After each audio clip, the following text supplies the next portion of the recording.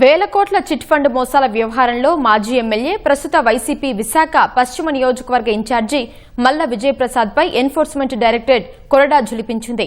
ఆయన నివాసంలో ఈ నెల 5న సోదాలు నిర్వహించిన అధికారులు కీలక డాక్యుమెంట్లు, నగదును స్వాధీనం చేసుకున్నారు. విలాసవంతమైన కార్లు, పదుల సంఖ్యలో బ్యాంకు ఖాతాలను ఫ్రీజ్ చేశారు.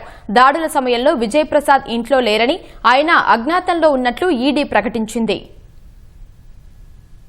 రియల్ ఎస్టేట్ ముసుగులో సామాన్యుల నుంచి వేల కోట్లు వసూలు చేసి బోర్డు తిప్పేసిన Welfare Buildings and Estates Private Limited డైరెక్టర్లు మల్ల విజయప్రసాద్, ఆయన బంధువు వరాహ రామకృష్ణ సత్య శ్రీనివాసరావు ఇళ్లు, కార్యాలయాల్లో ఈడీ అధికారులు ఇటీవల సోదాలు నిర్వహించారు.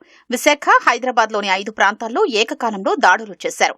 ఒడిశాలోని భువనేశ్వర్లో ఉన్న ఎకనామిక్ అఫెన్సెస్ వింగ్, ఒడిశా పోలీసులు నమోదు చేసిన పలు కేసుల ఎఫ్ఐఆర్లో సీరియస్ ఫ్రాడ్ ఇన్వెస్టిగేషన్ ఆఫీస్ ఫిర్యాదు ఆధారంగా రంగంలోకి దిగిన ఈడీ సోదాల్లో కీలక పత్రాలు స్వాధీనం చేసుకుంది. సోదాల సమయంలో 1.01 కోట్ల నగదుతో పాటు డైరెక్టర్ల చరాస్తులు, స్థిరాస్తి పత్రాలు, డిజిటల్ పరికరాలు స్వాధీనం చేసుకున్నట్లు అధికారులు ప్రకటన విడుదల చేశారు.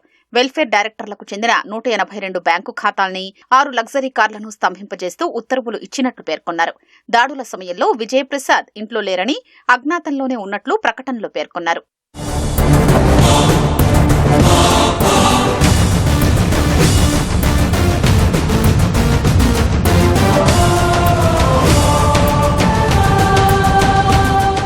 Welfare Buildings and Estates Private Limited MD Malla Vijayaprasad chit fund, real estate లో అధిక లాభాల ఆశ చూపి డిపాజిటర్లకు గాలం వేసినట్లు ఈడీ తెలిపింది. రియల్ ఎస్టేట్ వ్యాపార ముసుగులో డిపాజిట్ సేకరణ పథకాల్ని నిర్వహించి ఈ స్కీమ్లలో డబ్బులు కట్టిన వారికి గడువు పూర్తయ్యాక విశాఖలో భూమి ఇస్తామంటూ ఎరవేశారని పేర్కొంది.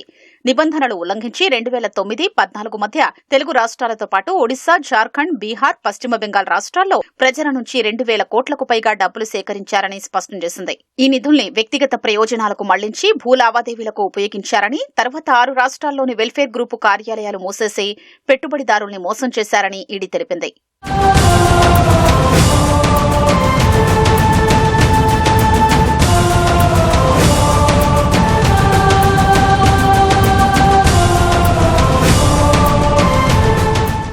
విజయప్రసాద్ ఇంట్లో సోదాలు చేసినప్పుడు దొరికిన పత్రాల్లో వైసీపీ జిల్లా కార్యాలయం ఉన్న స్థల డాక్యుమెంట్లు ఉన్నాయని సమాచారం.